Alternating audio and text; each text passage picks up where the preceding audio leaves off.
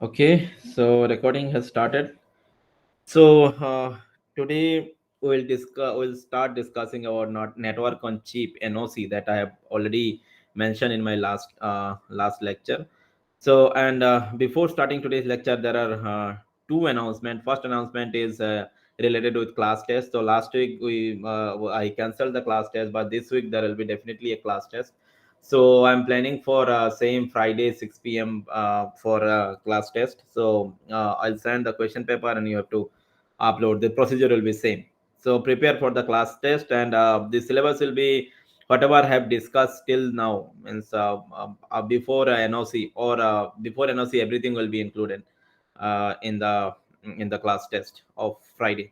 So why I am taking it Friday? Because I am not including this week content in the class test.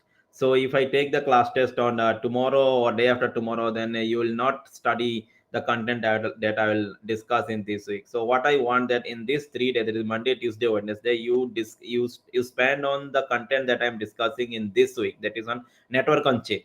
And then you then Wednesday, Thursday, sorry, and then Thursday you will get Thursday and I think Friday a whole day, because Friday evening I'm taking the class test. So you revise it and then you can sit for the class test. Because why I'm doing this, because the content that I'll discuss in this week, they're interrelated content. If you skip one content, then it will be meaningless to discuss in the content of next lecture.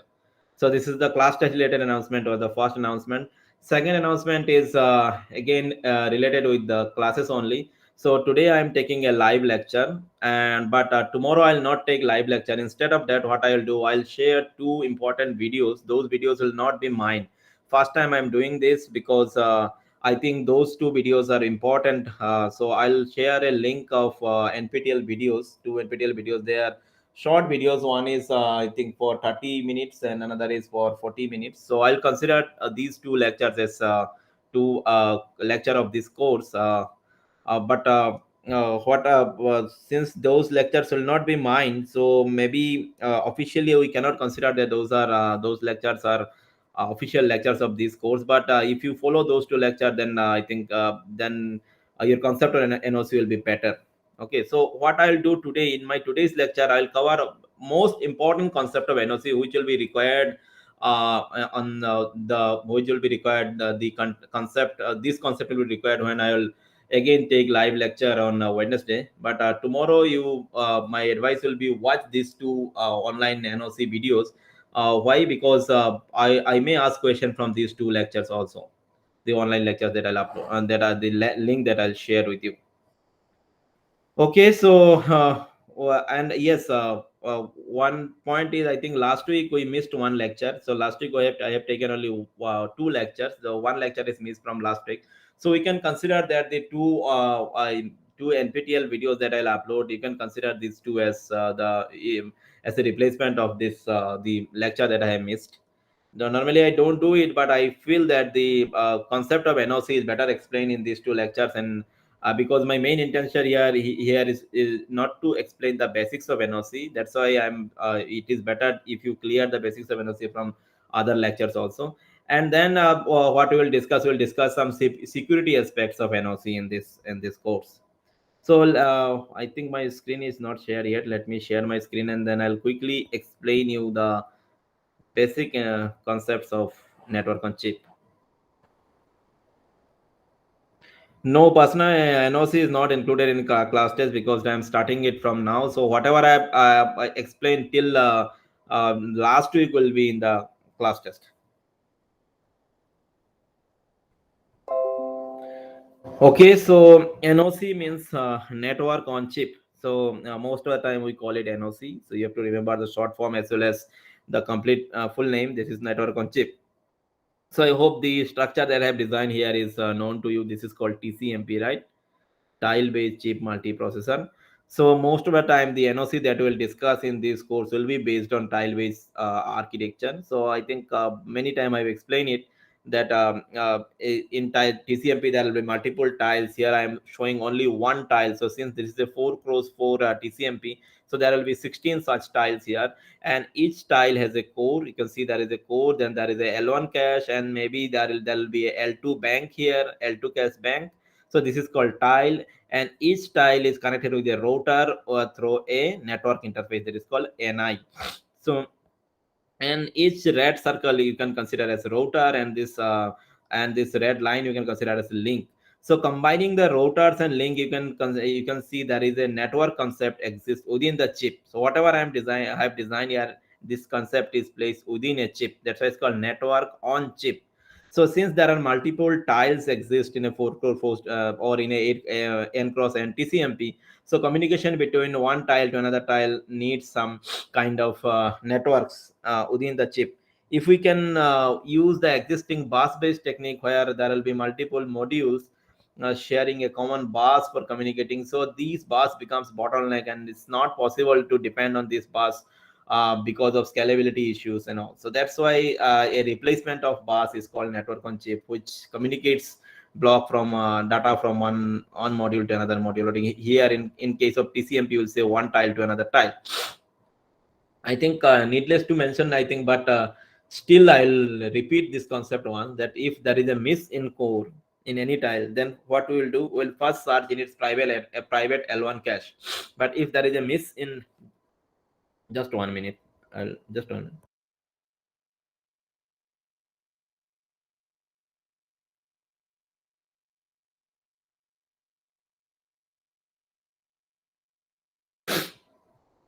Okay.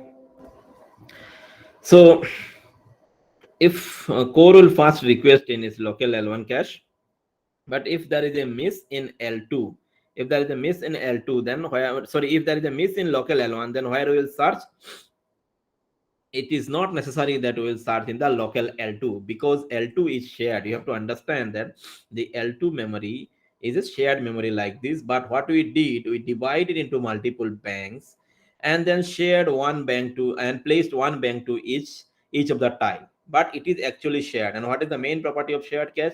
That only if there is a block called B1, then only one copy of B1 will exist in the cache. One copy here and another copy of B1 here, that is not possible in L2 cache if the L2 is shared. So see, here I'm saying the L2 cache is shared, but it is divided into multiple parts. That is called distributed share, right?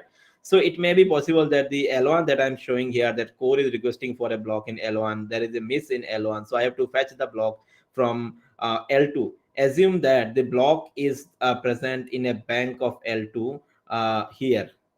There will be a tile here also, right? And there is a L2 here. So the block is here. So if there is a miss in this L2, I'm saying about this L2, then will not send request here. This is not correct. After the miss in this L1, then we have to send the miss request through to this L2. And how we can send this miss request? We have to send this miss request through this routers, right? All the routers here are through this NoC, or through this NoC the request will reach to this tile, and from this tile it will fetch the data, and then again the data will move through this through NoC and then reach this L1. So I hope you remember this concept. This concept I have also explained before midsem. This concept is very important, and how we decide that which block is mapping in which L2 based on some bank index, right? Same as the concept of SAT associativity and SAT index, then here we normally follow a bank index. So if there is a miss in L1, then we'll first find the bank index of that block, and if the bank index, based on this bank index, the block will always map to a particular bank, and we have to go there. So all this concept were TCMP concept. So let us not discuss about TCMP now. Ultimately, why I have started with TCMP, because to explain you that why a NoC is required. So I hope now you understand that there are a lot of on chip communication is required. L2 level communication, if this is one communication, which if there is a miss in L1, then for the requesting for a block, this is a common communication. There is other communication also possible. For example, when I have explained you the coherence protocol, if you remember, then there may be you need to send invalidation message, you need to send different control messages from one code to another code, from one cache bank to another cache bank, right? All these messages communicate through NoC. So now let us just concentrate on this point, that NoC communicate data, right? And so from this point onwards, we will normally not discuss about tile. What we will say, that we will only say that a message need to pass from one router to another router, but you have to understand that router do not generate the data. So if normally if there is a tile here, then tile, if this tile wants to communicate with the tile here uh, in the left corner, then this data will be first sent to this network interface, and then network interface will inject the data into the router, into the nearby router. This is the local router right here. This router is the local router, in the local router. And then once the data is injected in the router, then it is the duty of the network NOC to move the data in the proper destination, and destination is the NI here. This will be the destination. And once this NI will receive the request, then then the NI will handle it according to as per the requirement. Okay, so I hope the concept of NI is clear. After this point, we'll normally not discuss even the NI also. We'll only discuss about routers and links. Okay, so how the data communicates through the NOC? Normally, the routing is called packet-based routing. Packet-based routing means if a packet, suppose a block need to be sent from one router to another router. As I said, now I'll only say about one router to another. I'll ignore this NI and tile part of thing, but I hope you will understand that why one router is sending packet to another router. So suppose there is a data cache block like this, and this block need to be sent from one router to another. So normally here in terms of NOC, we call it packet. So this is called packet. So how to send the packet? To send a packet, what NOC normally does is it divides the packet into multiple smaller parts, and these parts are called flits. There are multiple flits here. First flit is called head flit, and then other flits are body flit, and last flit is called tail flit. So when the body flit will be sent, suppose a request need to be sent from this point to this router. So there are multiple routers here, right? One by one, this communication will be performed. So this first router will send the head fleet here, and based on when head fleet will go, then it will reserve all the resources, and then all the body fleet will communicate, and at the end, when tail fleet will pass through the router, then all the resources will be released.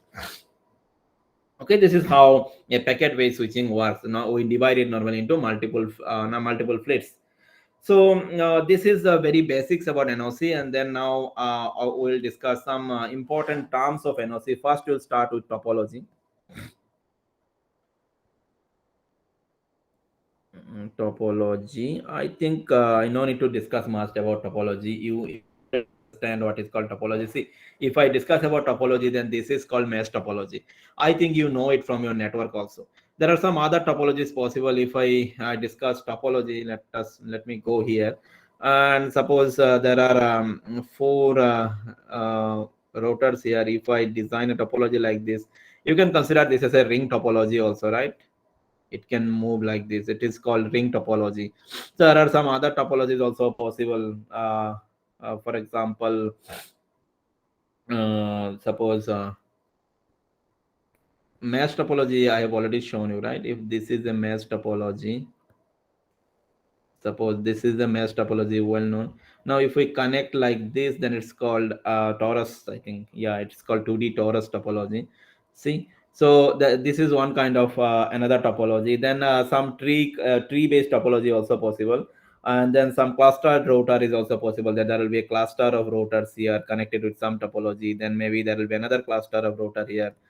There will be multiple cluster here, and maybe they are connected with their ring topology. So different types of topology possible, but most of the time in this course we'll concentrate on mesh based topology. But I'll advise you to read all this topology. From where you can read, since I am not covering topology here, as I said, I'll share two important videos. Watch those important videos and note down all the different kind of topologies, because these concepts are important for your exams also. So what I'll advise, since I am not sharing any PPT, you watch this, and there are very small points. You note it down, and once you note down, then I think everything will be simple. It will be easy. So what you just need to do, you need to spend, I think, 2 hours will be enough to clear all the concepts of NOC. But most important concept I'm discussing here. So topology, I think it is clear, and what topology mainly will follow here is called mesh-based topology. So this was first one is topology is clear. Okay. After topology, it's called routing. What is routing? Routing is also very easy. Routing means how the packet will communicate from one source to destination. Suppose this is your source router and this is your destination router. So how it will communicate from source to destination? There are many possible ways, right? See, I have designed a path here, but that is not the only path. I can also follow this path, or I can follow a zigzag path like this also, right? So routing means how it will flow from source to destination. That is called routing. There are different routing techniques possible. Some of the routing techniques are first, I think, is called deterministic routing. Deterministic routing. Deterministic routing means the routing is always fixed. Means from the design time only, we know that which road this packet will follow. Like from source to destination, the routing is fixed. One of the deterministic routing is called dimension order routing. Routing, and from dimension order routing, one example is called XY routing. XY routing means it will always move to the x direction, and then it will move to the y direction. See, the line that I have drawn from S to D, it is following the same. See the colored line, first is going to x direction, this is x direction, right? And then it is moving to y direction. Once it's not in XY routing, it's not possible that first how it will first, suppose uh, if you think that no, I will move from this to this in x direction, then I want to go down in y direction, and then again I want to move to x direction. That is not possible. If you want to move x direction, then you have to completely move through the x, and then only you are only allowed to go to y direction. So deterministic routing means the routing is fixed, the movement is fixed. You can also consider it a yx routing, right? Both will be deterministic routing. There may be some other deterministic routing also possible. So here we'll only concentrate on X, Y, and YX routing.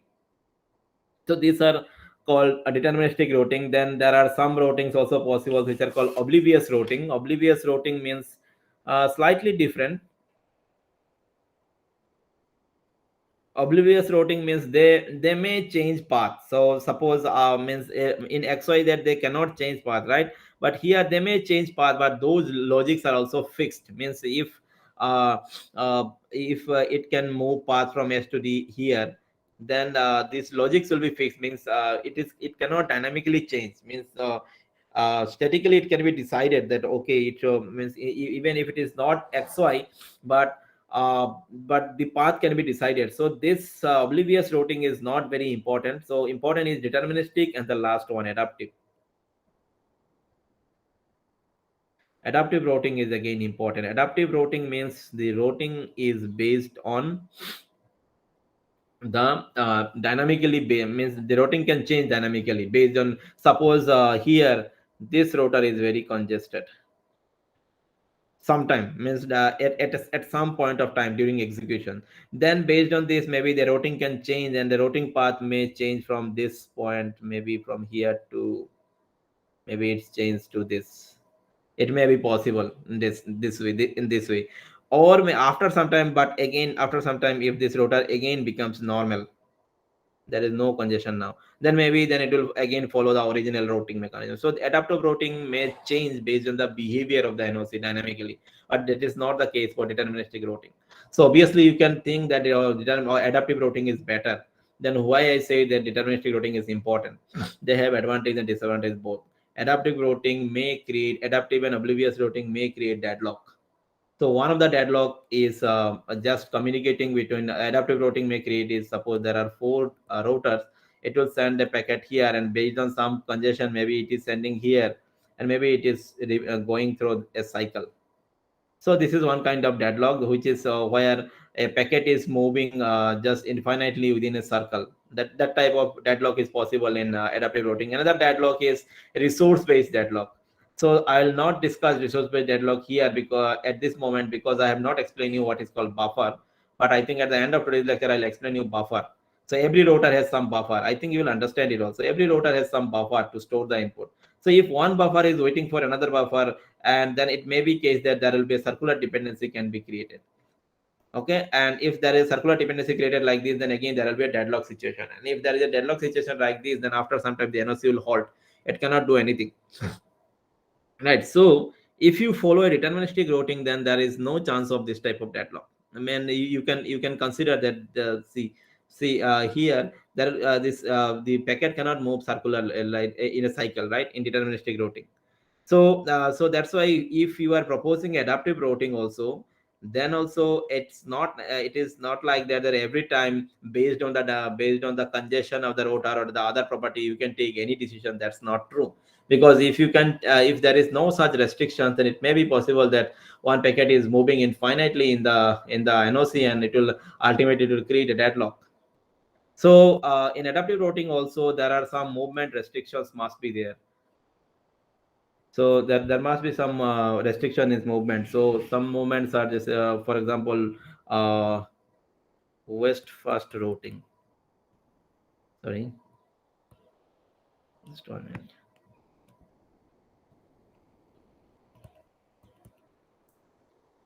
West fast routing. In west fast routing, what will happen? One other thing is, actually, let me delete some concept and let me simplify the NoC, because here I'll only discuss about NoC and not about TCMP anymore. So TCMP I'm removing, and I'm only concentrating on NoC. So normally in NoC we call this side as north, south, east, west. Okay, west fast routing means if you want to move in west, then do it at the beginning. Once you start moving in in any other direction, you are not allowed to move west. This is called west fast routing. Suppose you want to move from here, this point, sorry, I'll should write a arrow from this point to this point. You can directly move, right? So from here you can start moving through this direction. The moment you start moving in this direction, you are not allowed to move west. But if you in west first routing, if you want to communicate from this two node, maybe you can move west direction once, and then you can start moving in this direction. But once you start moving in any other direction, then you are not allowed to do west, because west move you can only do at the beginning, and at the beginning if you start moving in some other direction, then west moving is stopped for that. This is called west fast routing. Then there are north fast routing is also there. Okay, so north fast routing, there are different other routing techniques also like this, but I'll advise you just understand those routing mechanism, that those I'll only advise you to read few routing mechanism, and I think the routing mechanism that explain in my lecture as well as the lecture that I will share, that will be enough. So main point here is you should know what is called routing, what is called deterministic routing, what is XY routing, and what is called adaptive routing. That you need to understand. This XY routing maybe sometime is also extend to XYZ routing in nowadays, because modern days chip may be 3D also, that there will be multiple chips here. This is one chip, then maybe on top of it there will be another chip like this. This is possible. One chip is here and on top of another chip. So they are connected with some vertical connections like this. So in this case, this is called XYZ routing, because each chip has a mesh topology here, 2D mesh topology, and they are vertically on top of each other, and their vertical connections are through silicon vias called TVS. So in that case, they will communicate. This communication is called Z communication. So XYZ routing is also deterministic routing. So just need to remember it. But the important point here is deterministic routing and adaptive routing. Okay. So after routing, the next point that I want to discuss is flow control mechanism. So routing done, then flow control.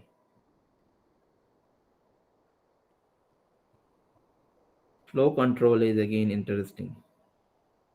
In flow control, suppose there are two rotors here. One rotor is here, another. There are three rotors here. So if the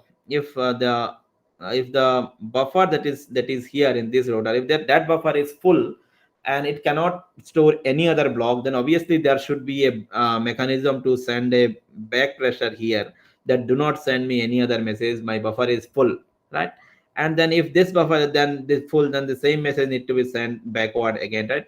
So this is called flow control here. If the buffer is full, then you must send a back, that should be a mechanism here to send a message to the previous router to inform that not to send any other block. So here normally, suppose there is a packet going from we want to send a packet from here to here, then we call this as upstream router, and normally this is called a downstream router. So you should remember these two terms. It's called upstream router, and this is called downstream router for a particular communication. If you want to communicate, this is your source and this is, suppose this is your destination, then you want to send the packet like this, then this is your upstream router and this is your downstream router for between any two routers here, right? So upstream and downstream you should remember in case of flow control. Now to understand flow control, you should also understand the structure of a NoC. Without understanding the structure of NoC, the flow control mechanism will be difficult to explain. So the structure of NoC means every NoC must have this is your router. Suppose every router must have some buffer. So suppose this is the buffer for north side, this is the buffer for sorry, this is the west, east, south buffer and north buffer. There will be 4 buffers. Suppose these are only for input taking from this side. Now I hope you can relate this buffer with any router that I'm showing here, right? Okay, so maybe in the border routers, the router that I'm showing here, it is no south, but normally if we concentrate on this router, then it is northeast, right? It has all the 4 sides. And also there that we need a buffer here that is for local NI. I hope you're understanding local NI, right? Every router has also a tile connected with it, and for so the NI of that tile will connect through this router. Okay, and now output will be directly, there will be no output storing here. So suppose this buffer want to send communicate through this output line, so there is no storing in output, only you will store it in input. So it means that if you want to send something, then it should store in the destination router, not in this router. So these are the buffers available here. So that's why I said in flow control means if any of this buffer is full, suppose from source to from here I am sending some block to this router, then for this router, suppose in this router the blocks will be placed in its west buffer, right? And if the west buffer is full, then it has to send a request backward side to see the buffer is full, and you are not allowed to send any more request. Okay, so this is called buffer router buffers. Now the next content is router microarchitecture. So router microarchitecture means sometimes suppose there are multiple buffers exist. So for this, maybe what I will do, if it is possible to zoom out, so let me delete this. So this is one router, so remaining routers are also same, so I'm just making circle. Maybe I'll write a red circle here. Assume that I'm designing the this same router I'm designing here also, but just writing some red circle. Okay, so this is the NoC. Suppose this is the NoC. Okay, there are multiple routers exist. Now for example, suppose from this router you are sending packets to suppose there are 2 packets here. Suppose one packet is called P1 and another packet is called P2. So 2 packet you want to send. P1 is destination is this, P1 should go here and P2 should go here. Suppose this is how we need to send. So assume that this router is in the path of both the communication, means p1 and p2 both communication, it will be there, right? So obviously packet will be first divided into fleets. Yes, one important point here, the router do not divide the packet into fleet. The network interface already before injecting a block into the router, it will be divided into multiple fleets. Those are the network interfaces are responsible for those. So now, so here I'm not saying about fleet, but you have to I may say packet, but you have to understand it's not packet, it's actually fleet. So when we are sending a packet from one is going through from this P1, one is going to this router. So suppose this is router X1 and this is router X2. Otherwise, maybe you will not understand it. This is router X1 and this is router X2, and this is my source router. Okay. So now somehow assume that this x2 is somehow became congested. The buffer that is here, that is the north buffer of this x2, somehow getting become congested, and it sent a flow information to this router, this router, maybe I'll say this router as x, the router x, that see x2 is saying x, that see my north buffer is full, do not send me any message. So what is happening, suppose in this buffer, in this buffer is full with the message of p1 means sorry, p2. There are many messages of this buffer is full with p2, suppose at this moment. But here this x2 is saying no, I'm not ready to receive p2 at this moment. So according to flow control, there should be a back pressure here, right, in this x, and x should stop executing. But if there is no problem here, but the problem is, see, because of this p1 cannot communicate, these links may be ideal, these two links may be ideal, maybe the buffer of these routers also, intermediate routers are also ideal. But because of this type of congestion of created by p2 packet 2, packet 1 cannot move, right? So it means that we need to do something more, otherwise this type of design is not possible. So that's why what we normally do is, normally this one particular router here, the queue here that you can see, this queue is actually divided into multiple queues. So normally what we do, again I am deleting all this, I'm just concentrating on one queue. So normally what we do is like this one queue is divided into multiple queue.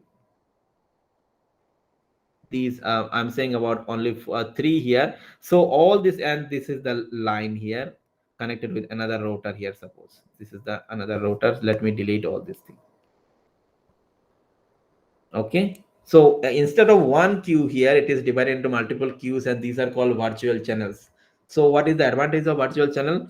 Previously, this, suppose this is the router. Okay, this is your router. So there will be multiple channels here in both sides. These are called virtual channels, right? Virtual channels. Remember, these are the input queues, right? These are only for input queues. There was only one queue, but here there are now three queues, and these are either you can say logical or physical, but they are virtual queues. Okay, so now suppose if you remember the previous example when I said there are two, maybe one router here and one router here. So when p1 communicate with this router, then what it will happen, maybe the virtual channel allocated will be this first one, and when p2 wants to communicate, maybe the virtual channel located is the third one here. So if there is a congestion in this router, then maybe this particular virtual channel will be congested, but other two can still perform the operation, so it will not congest the entire network. So that is the property of virtual channel. So virtual channel more, so you can see the modern NOCs, each queue that I have shown previously, it actually divided into multiple virtual channels. Okay, so actually the routers has multiple virtual channels. So now I think almost all the basics I have already discussed. Now let me design a virtual channel here, the complete routing structure. Suppose a router, I think it is too much John. Okay, so suppose there will be this is the first queue 1, so there will be multiple virtual channel here. Okay, multiple virtual channel here. So suppose this is the buffer for north, then same type of buffer will be there for south, multiple virtual channel, then east, then I think west, and then there will be a local here. Okay, so these all are buffers, north, south, east, west, local. And with this there will be, I think, a switch allocator here in router, which will allocate the switches, and there will be control logic here, control logic. So this is actually the, you can say, the normally a router microarchitecture. Inside router, these are the main components here. So I think virtual channel I have explained. So if I go for the proper, means all the steps of routing, means only in a particular previously the steps I said was for NoC, but inside one router, first is called fleet buffering. So if when there is a fleet came, first buffer the fleet, and then route computation. Then you have to calculate the route, means through which what should be the destination router, and then VC allocation. See here there are multiple virtual channel, which virtual channel should be allocated for this communication. Then switch allocation. Switch allocation means suppose this router there are multiple output ports here, right? East west north south. So if east west north south there are input, then in the same east west north there are output also, right?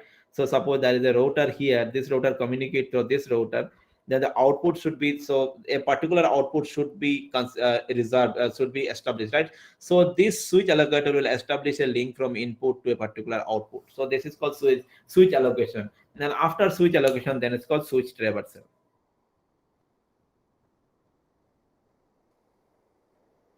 It's called switch traversal. So fleet buffering, I think it's called BW, I think, and it is called route computation. Then it is called virtual channel allocation, then switch allocation, and then switch traversal. So these stages can be performed in pipeline in a particular router for multiple packets.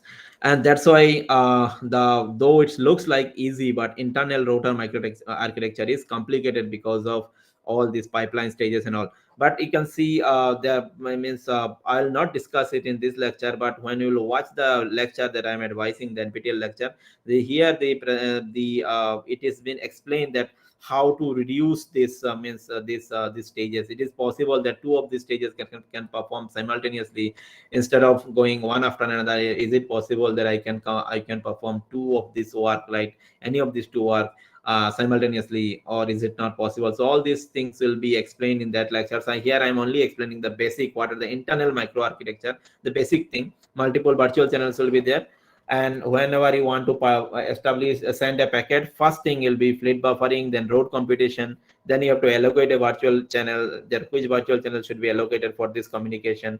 Then after this, every time there should be a switch should be allocated, and then switch reversal. Okay. So now one more point I think is important. I should explain it when I was explaining the. So I explained topology, right? Topology, I explained topology, routing, then flow control. After this, I've explained little bit of router microarchitecture, right? But what I forgot here is in routing, there are two more things.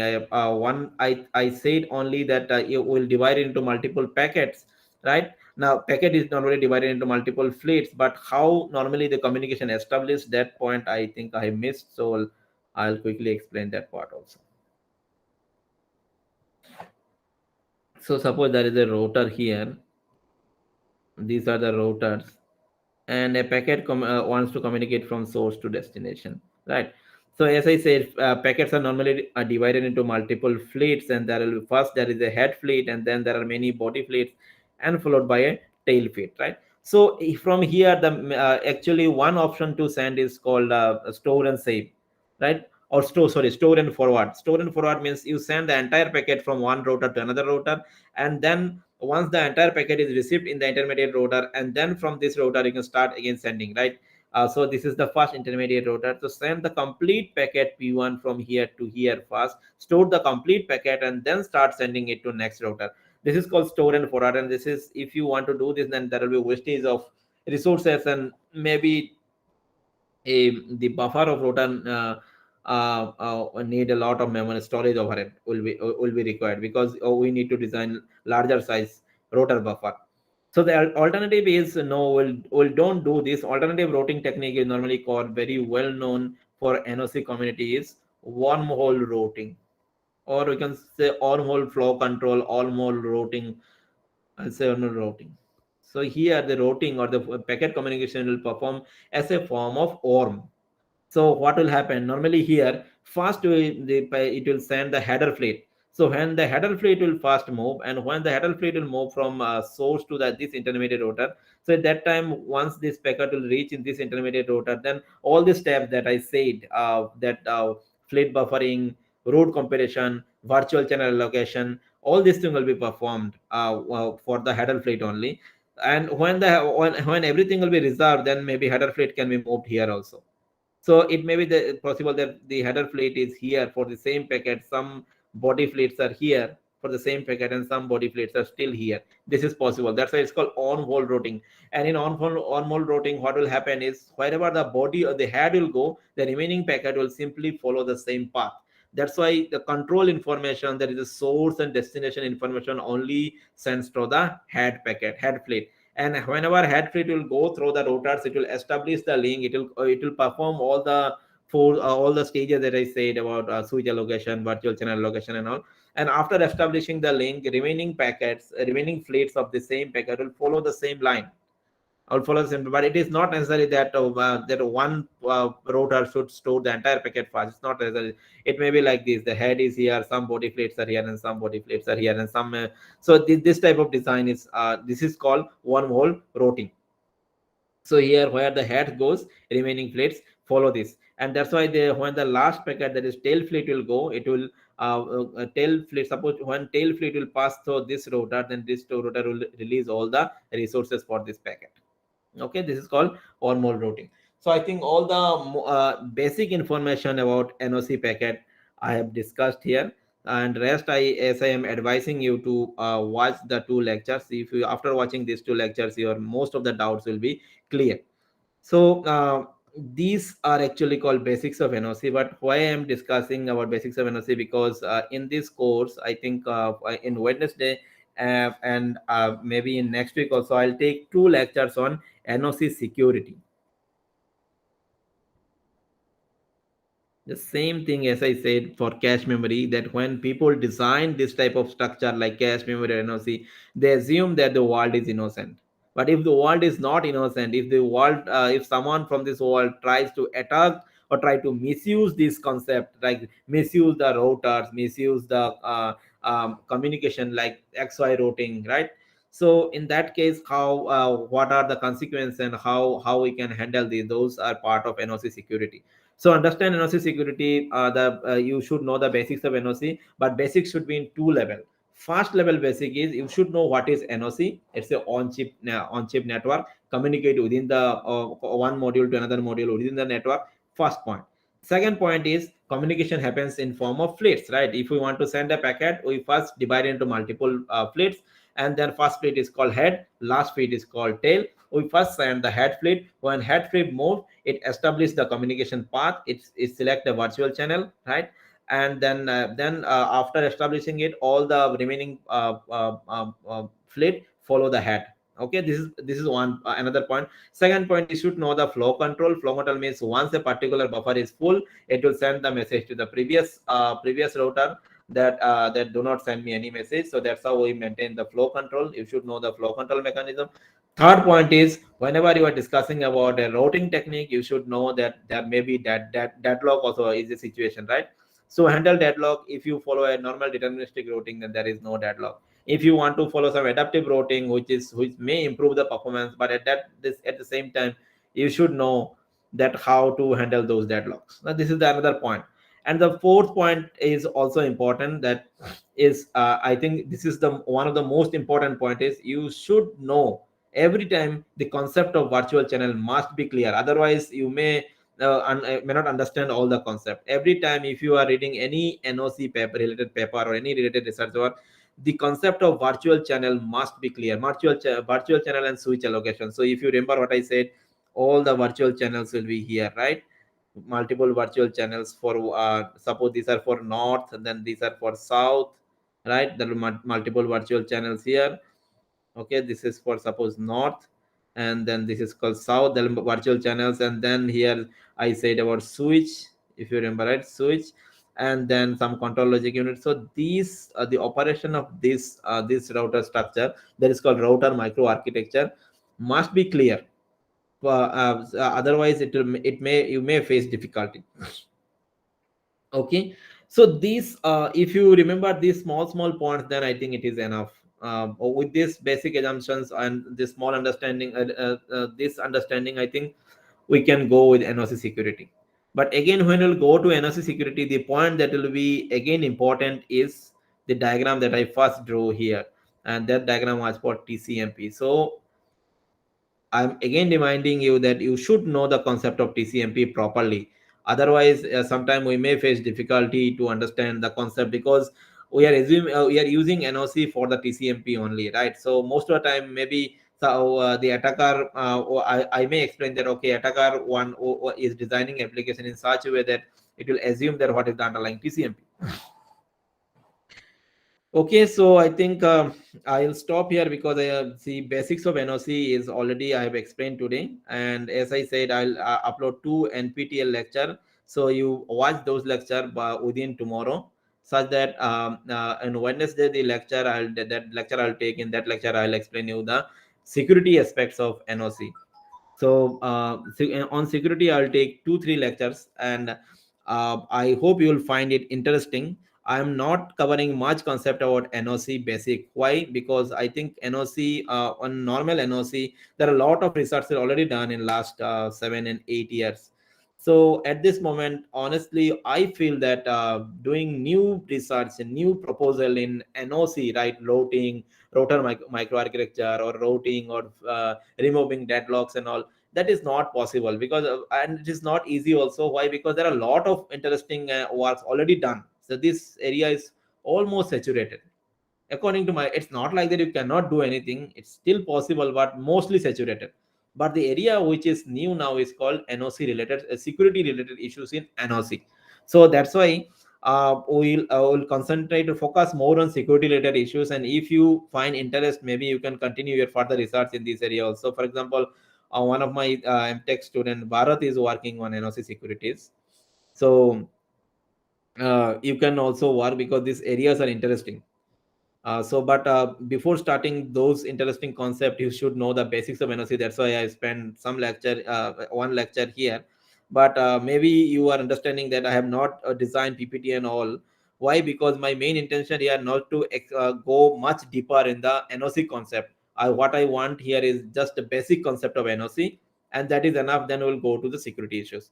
And once you want to do more research in this area, then maybe it will be your responsibility to know more about NOC. So if you are interested to work in NOC, then let me know what I'll do. I'll share you a PDF that is a book on NOC. So you read the book. There are actually 5 chapters completely on NOC. So there will be all the concept of NOC will be clear. But I think everything is not required for this course. Okay, so I'm stopping here. If you have any doubts, you can ask me now.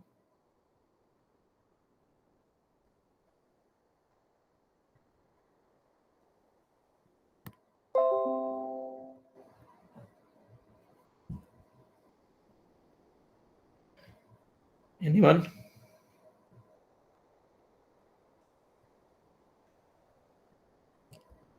Can we connect router diagonally in mesh structure? Just 1 minute. Maybe I should stop presenting. No, Atul, that is not possible in physically also. Even if you want to connect routers diagonally, then the problem is the long wires, right? If you the Taurus network that I said, right? Taurus means. Sure, I think I should share my screen. Otherwise, it will be difficult to explain. Just 1 minute. Yeah, I think my screen is visible. So what I said here, that even if you want to connect to routers diagonally, it means that you need a wire like this, right? You need a wire like this, and these wires are very expensive, right? So that's the problem. So why I said I don't want to go to the more detail about NOC here. These wires are called RC wires. resistance capacitance wires. And there you cannot, and these wires you cannot go with the longer, if you cannot this you cannot design this type of wire with RC, because otherwise they will be very the latency will be very high, and you must need to install repeaters in between, otherwise this type of long RC wires you cannot establish. So though NoC looks a very small thing within a chip, but still here reducing the latency of on chip communication is a big area of research. But I don't want to go in this area because here my intention is not that. But the as I said here, on chip communication latency, reducing on chip communication latency is a major area of research, and I have a paper on it on JPDC you can find. So in that work what we propose that we will also do similar kind of thing as Atul is saying, that we'll use some long distance wire. Normally what happens, suppose a block I want to send from this point to this point and corner point, like long distance. So in that case, if it is go through all the routers, then unnecessary it will create more latency. What about if we use a longer wire like this? But if we go with longer wire and cannot do with RC, so there are some other technique. I think that technique is we use some technique called transmission lines, TL. So using TL we establish this type of long distance lines. But again, there is a disadvantage of TL is very fat, so it consumes major chip areas. So my advice will be better to ignore this type of longer wires within the on chip. That's why the torus based topology that I said, now this is called torus topology, as I explained. This type of torus topology, this is also very expensive to physically design on the hardware. So that's why I think the mass topology is important. And what people normally do is, if you're instead of 4 cross 4, suppose this is 4 cross 4 NoC, if you have a huge NoC, then what normally people do, this is also a very major area of research. There will be multiple cluster like this, and from cluster to cluster communication you can perform it through wireless NoC also. So WNOC is also a major area of research. Wireless NoC, you may think what is wireless here. Within the chip also you can communicate wireless from one chip, one cluster to another cluster here, and maybe within the cluster you follow XY routing. So this is called WNOC, wireless NoC. So NoC itself is a huge area of research, so I'm not going to go further in this area. But I hope the answer of, I think Atul, you got your answer, I think. Anyone else, any other questions? So the problem is, if you put any point, there are a lot of work already done. So somehow I have to stop in a particular point. I cannot go deeper. So since Atul explained, Atul asked the question, so I said there are two research area I said, and in each of these research area a lot of PhD was already done. Means a lot of people already did their PhD in this area. It's not like that one term paper or one MTP kind of area. It's not like this. There are a lot of people already done PhD in wireless NoC only. A lot of people did their PhDs in reducing the on-chip communication latency of NoC. It's a major concern even today. Why it's major concern? Because according to Moore's law, we know that, right, the chips are getting smaller and smaller. So more number of transistor we are placing within the same chip area, right? So the more number of transistor you are placing in the chip area, then width of the wire are degrading, means decreasing. So the width of the wire are decreasing means resistance is increasing. So the on chip latency is become costly. So how to handle this? That's why research are still going on. But why I say this area is saturated, because even you pick any of this area, a lot of work already done. So it's not saturated, but I'll say that it's better, if you want to work on NoC, then understand the basics of NoC and then move to NoC security.